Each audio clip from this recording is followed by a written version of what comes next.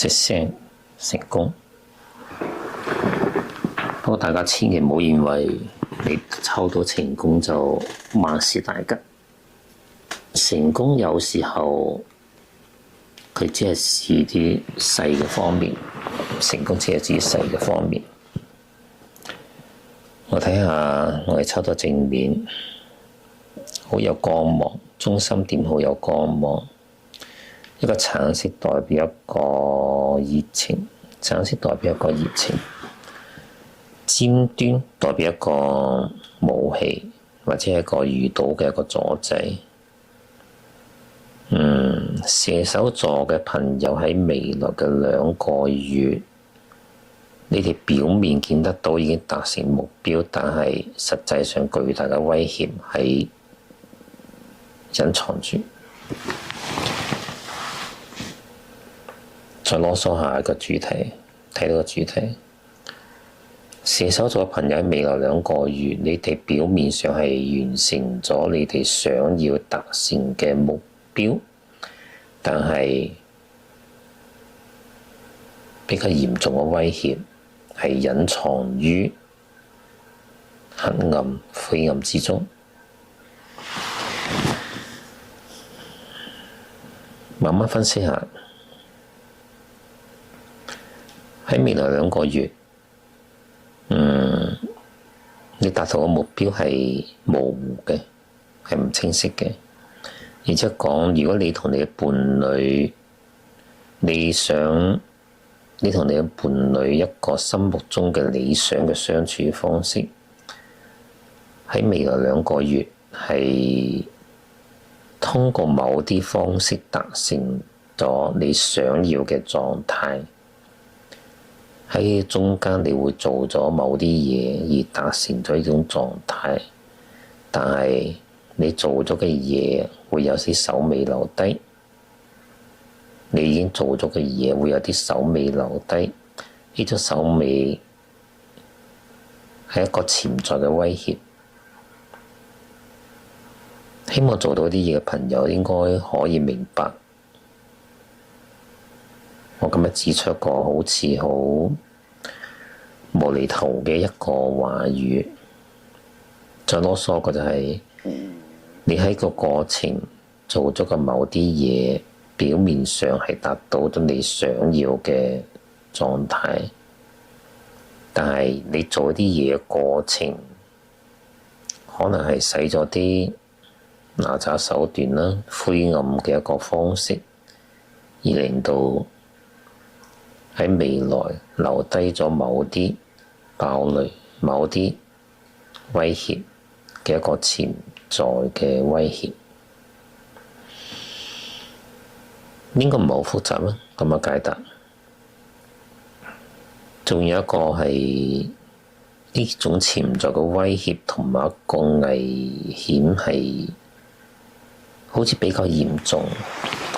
好似比較嚴重，即管注下啦。仲有一個係你睇到個畫面係成功，係色彩係陽光為主題，但係我越嚟越睇到佢其實係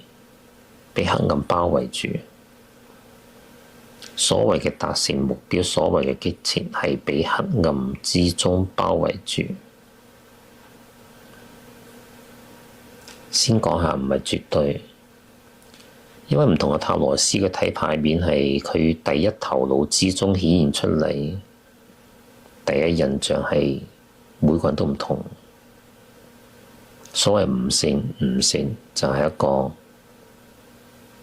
睇唔睇得到真理。我而家睇到就係黑暗之中包圍住你所得到嘅想要嘅嘢。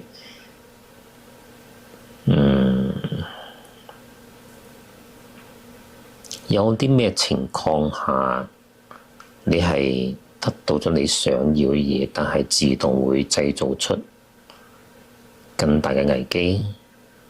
自動做出更大嘅危機，可能你先明，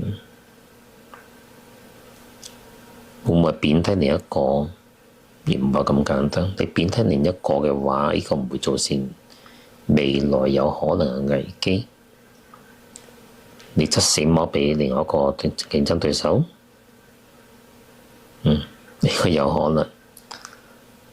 會唔會你執死貓俾另一個競爭對手呢？或者係講你競爭對手遇到啲麻煩，你落井下石，呢個亦有可能。呢個仇口就大啲啦。但係無論點，喺未來2個月，你同你嘅伴侶係